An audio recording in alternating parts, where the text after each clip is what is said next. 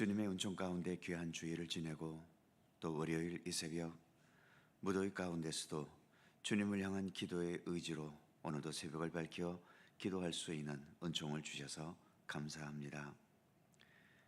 하나님의 백성들이 주님께 순종하며 영광 돌림으로 인해 주님께서 기뻐하시기도 하셨지만, 그러나 죄악과 허물로 어두움 속에 방황하고 또 삶의 시련과 억압과 또 탄압받는 가운데 신음할 때에도 여전히 그 백성들을 향한 주님의 시선을 멈추지 않으시고 그들의 구원과 참된 생명을 위해 역사하셨던 우리 하나님이심을 믿습니다. 이렇게 믿음의 길을 걸어가지만 여전히 많은 허물이 있고 부족함이 있고 벗어나지 못한 죄악의 올무들이 우리에게 있음을 고백합니다. 있는 모습 그대로 우리를 받아주시고 우리 또한 주님을 바라보면서 하루하루 또 하나하나 우리의 얽매인 모든 죄악과 허물과 부족함과 성숙되지 못한 것에서 한 걸음씩 더 나아갈 수 있게 하시고 그리스도의 장성한 분량에 이르도록 날마다 자라가는 주님의 백성들 되게 하여 주시옵소서. 이 새벽도 주 성령께서 함께 머리 숙인 이 자리에 친히 임재하시기를 원하옵고 예수님의 이름으로 기도하옵나이다. 아멘. 찬송 490장입니다. 490장 녹음 반주와 함께 찬송하는데 1절, 2절을 부르고 중간에 약간 간주 부분이 있습니다. 함께 찬송하죠.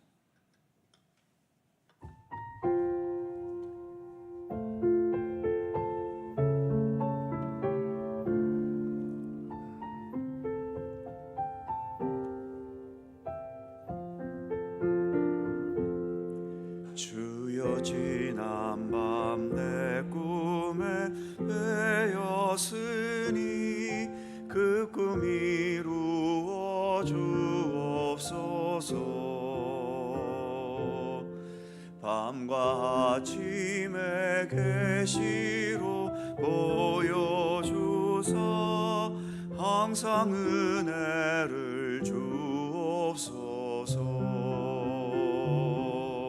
나의 놀라운 꿈 정녕 남이 끼는 장차 그 은혜 받을 편이 나의 놀라운 꿈 정녕 이루어져 주님 얼굴을 배워리다. 마음 괴롭고 아파서 낙심될 때 내게 소망을 주셨으며 내가 영광의 주님을 바라보니 앞길 환하게 보이도다. 나의 놀라운 꿈 정녕 남이 끼는 장차 그 은혜 받을 편이 나의 놀라운 꿈 정녕 이루어져 주님 얼굴을 배워리다.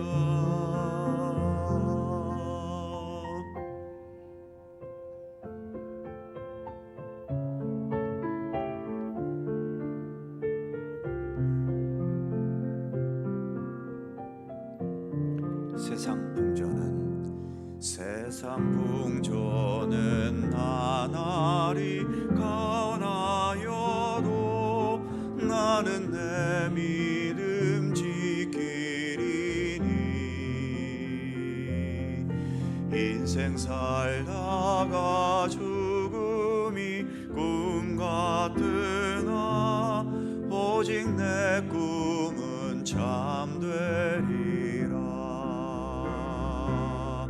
나의 놀라운 꿈 정녕 남이 끼는 장차 그 은혜 받을 편이 나의 놀라운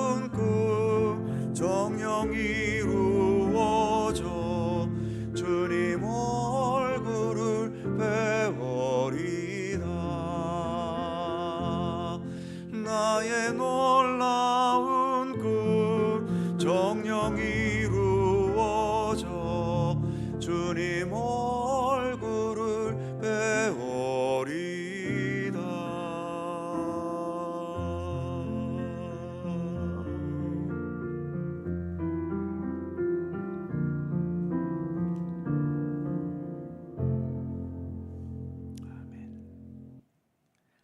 로마서 1장 3절입니다.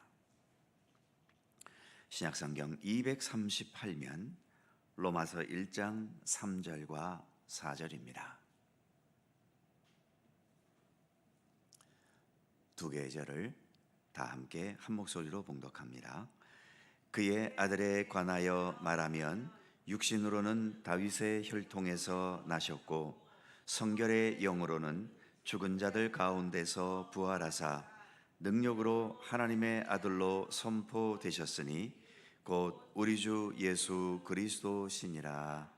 아멘. 우리가 믿는 예수님은 역사 속에 계셨던 인간이셨지만 인간이라는 한계에 갇혀 계신 분은 아니셨지요. 단지 우리와 똑같은 수준의 인간에 불과하셨다면 우리가 존경하고 좋아할 수는 있겠지만 신앙의 대상으로 믿고 섬길 수는 없지 않겠습니까? 예수님은 완전한 인간이셨으면서도 동시에 완전한 하나님이셨습니다. 바로 오늘의 본문이 이 점을 말해주고 있지요. 먼저 3절을 다시 보면 그의 아들에 관하여 말하면 육신으로는 다윗의 혈통에서 나셨고, 다윗의 혈통으로 나셨다는 것은 완전한 인간이셨다는 거죠. 우리와 같은 인간이셨다는 겁니다. 인간이셨기 때문에 인간과 똑같은 출생의 과정을 거치신 거죠. 그런데 우리 같은 인간과 차이점이 있다면 우리는 하나님의 창조의 섭리에 의해 태어난 존재들이지요. 반면 예수님은 육신적으로는 2000년 전에 우리 인간과 똑같은 출생의 과정을 통해 탄생하셨지만 예수님은 탄생 이전에도 이미 계셨던 분입니다. 요한복음 1장 14절에 의하면 예수님은 하나님의 말씀이 육신이 되신 분이다 라고 말씀하고 있고, 요한복음 1장 1절에 의하면 태초에 하나님의 말씀이 계셨고 그 말씀이 곧 하나님이시라고 선언하고 있죠. 그러니까 하나님의 말씀이 육신이 되신 예수님은 태초부터 하나님과 함께 계셨고 바로 하나님 자신이셨다는 것을 요한복음 1장은 말씀하고 있는 거죠.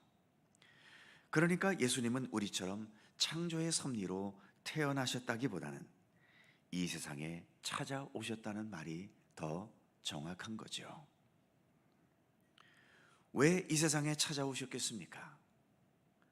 불완전한 생명으로 살아가는 우리에게 참된 생명과 구원의 길을 열어주시기 위함이지요. 예수님은 그냥 하늘에 계시면서 말씀과 명령만으로 구원과 생명의 문을 여신 게 아니라 우리 인간을 찾아오셔서 인간들과 함께 어울리시면서 인간의 모든 불완전함과 하나님의 뜻을 제대로 따르지 못하는 부족함과 죄악들, 그리고 결국 죄의 결과로 죽음에 이르게 되는 우리 인간의 모든 운명들을 몸소 짊어지셨던 겁니다. 그리고 그 모든 죄와 어두움의 짐들을 짊어지시고 십자가에 오르셨는데 예수님 자신께서 십자가에 못 박혀 죽으시면서 이 모든 짊어지신 죄와 어두움의 무거운 짐들도 함께 십자가에 못 박아 버리신 거죠.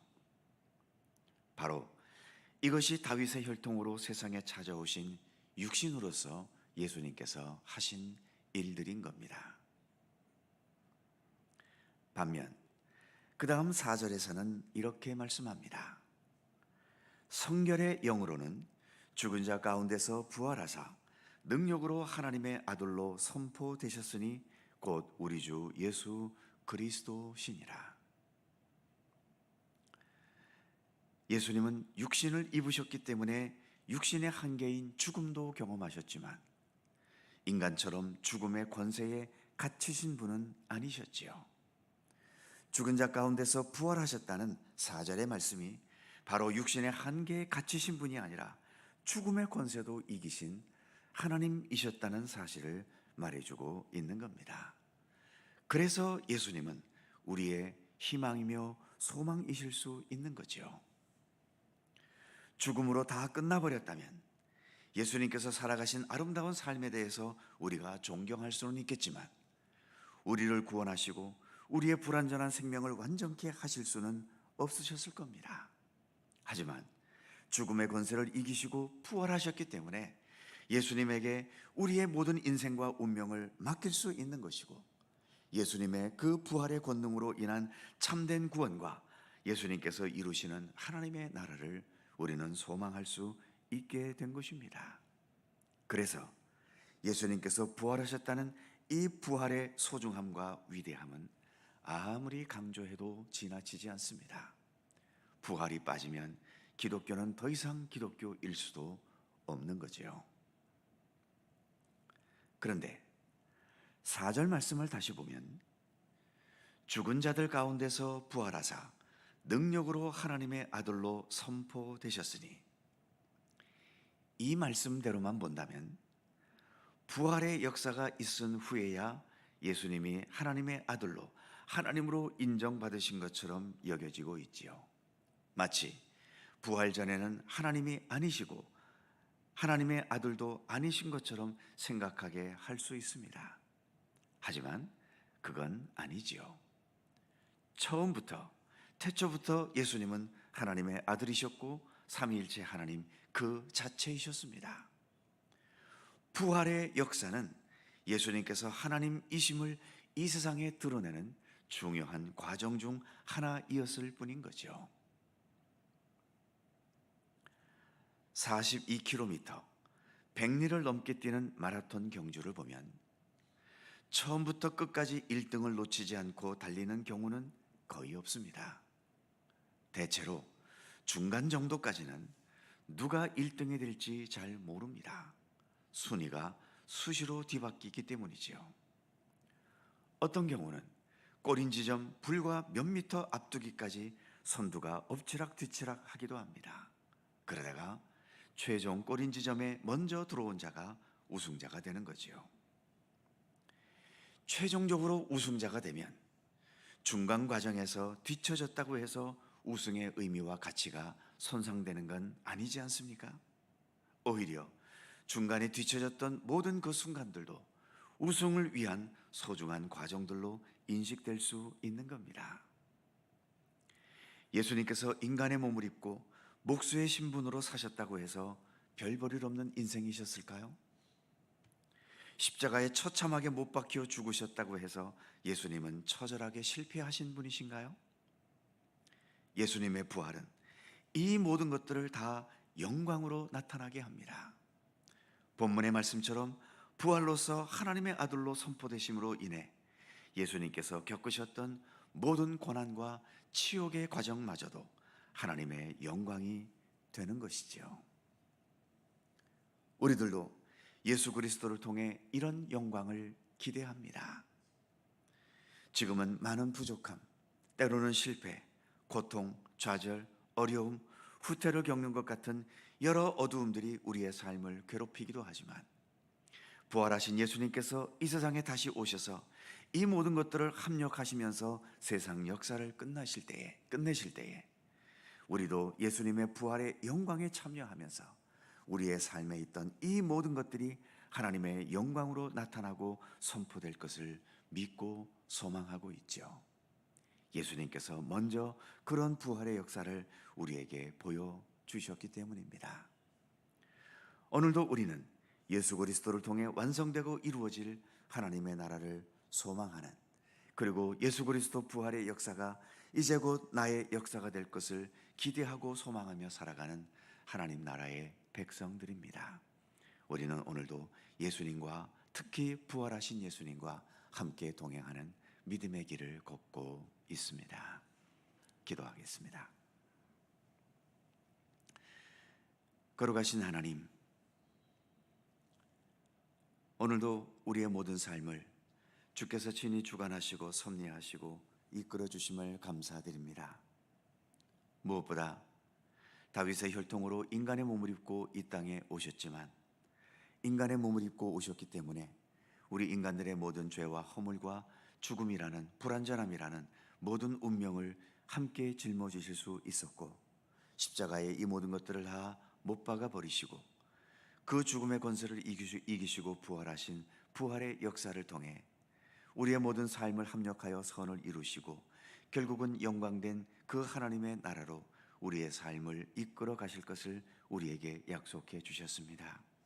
오늘도 우리는 예수 그리스도를 통하여 그 소망을 우리의 마음에 품고 여전히 우리의 삶에 힘들고 어렵고 다듬어지지 못하고 수없이 반복되는 실패와 죄악의 허물로 인하여 좌절하고 실망하기도 하지만, 그러나 결국 우리에게 승리의 면류관을 허락하시며 하나님 나라의 영광으로 함께 하실 것을 주님의 부활의 역사를 통하여 우리에게 약속해 주셨기에 우리가 주님의 부활의 역사를 바라보며 때로는 위로를 얻고 때로는 희망과 용기를 가질 수 있으며 때로는 허물과 죄악의 그 구덩이 속에서도 좀 더 진실하고 참된 믿음의 백성으로서의 삶을 추구하며 나아갈 수 있도록 이끌어 주심을 감사드립니다.